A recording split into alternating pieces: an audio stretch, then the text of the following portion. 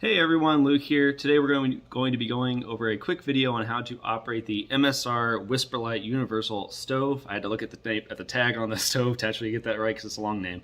But yeah, today we're going to be looking at how to operate that, basically just the basic functions of it and how to get it set up and all that kind of stuff. This should be a quick video for you. I know how it is sometimes when you feel like you're just missing one piece of something, you can't quite figure it out. So this is the MSR WhisperLite Universal Stove. It can use white gas like this. Butane, white gas, actually gasoline, kerosene, a lot of different kinds of fuels, liquid fuels, and kind of more like fuels that turn into kind of a gas vapor, more like when you're burning them.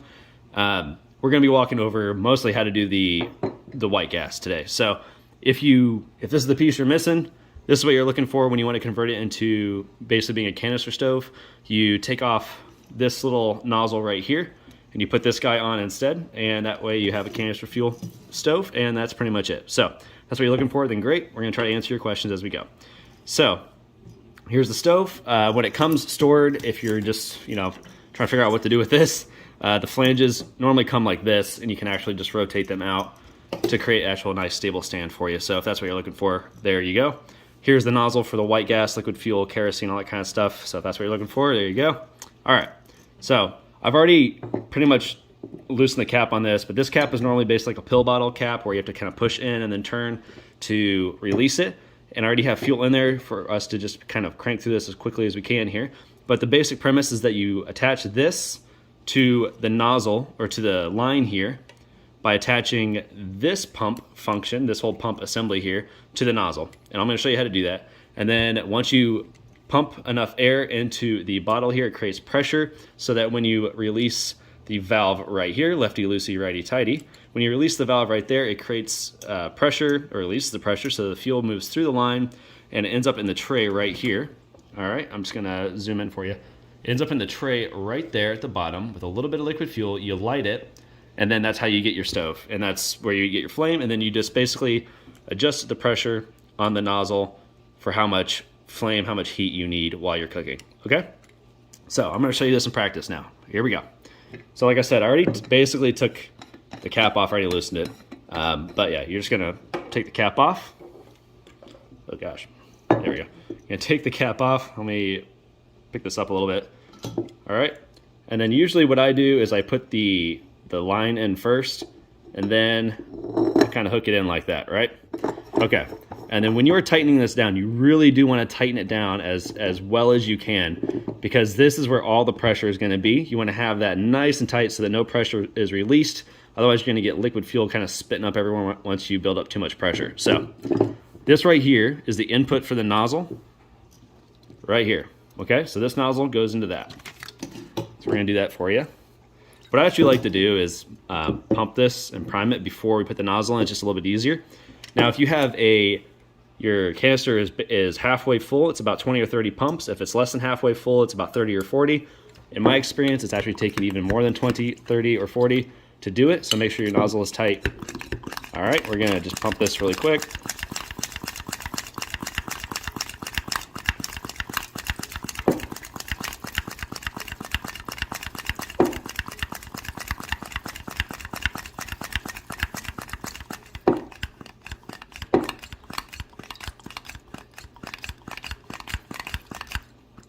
All right, see how that pressure's building up? It's not really letting it go down very easily.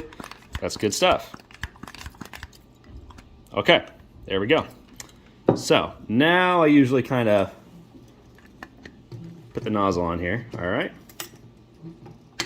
Okay, it's locked in. Now what I need to do is,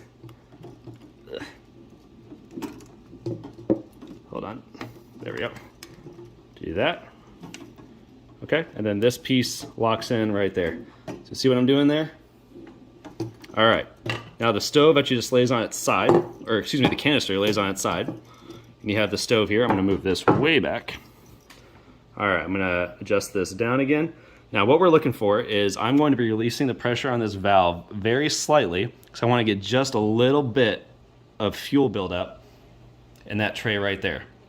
We do not want a lot of fuel buildup, we just want excuse me, enough to light it. So, actually, let's do this.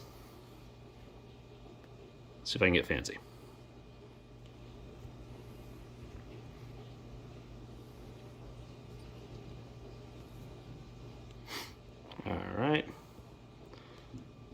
Don't want to give you too much of a micro view. All right, so I'm just very slowly releasing the pressure on the valve, looking for a little bit of fuel buildup in that tray.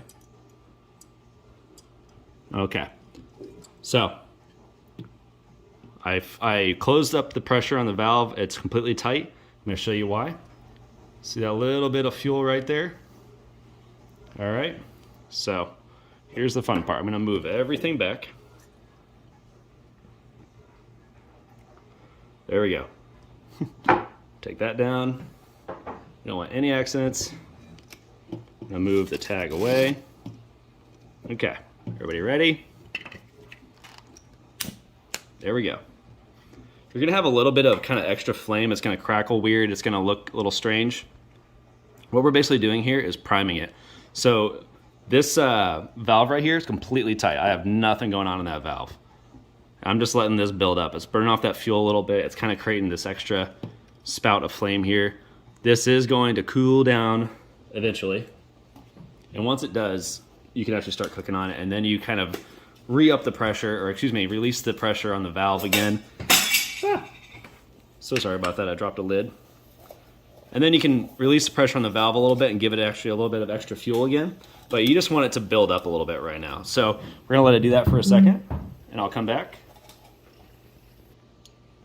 All right, so you see it's coming down now.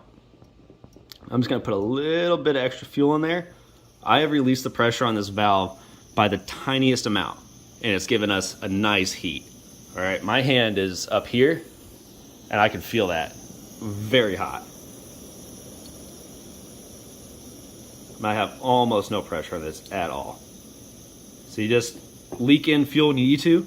You're gonna be really just kind of playing with this valve right here to get the right pressure. And I have water in this cup so that it's not gonna burn my cup.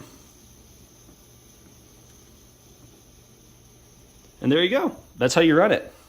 That's it, okay? I'm just gonna adjust this a little bit. You can probably hear that coming out. You hear that build up?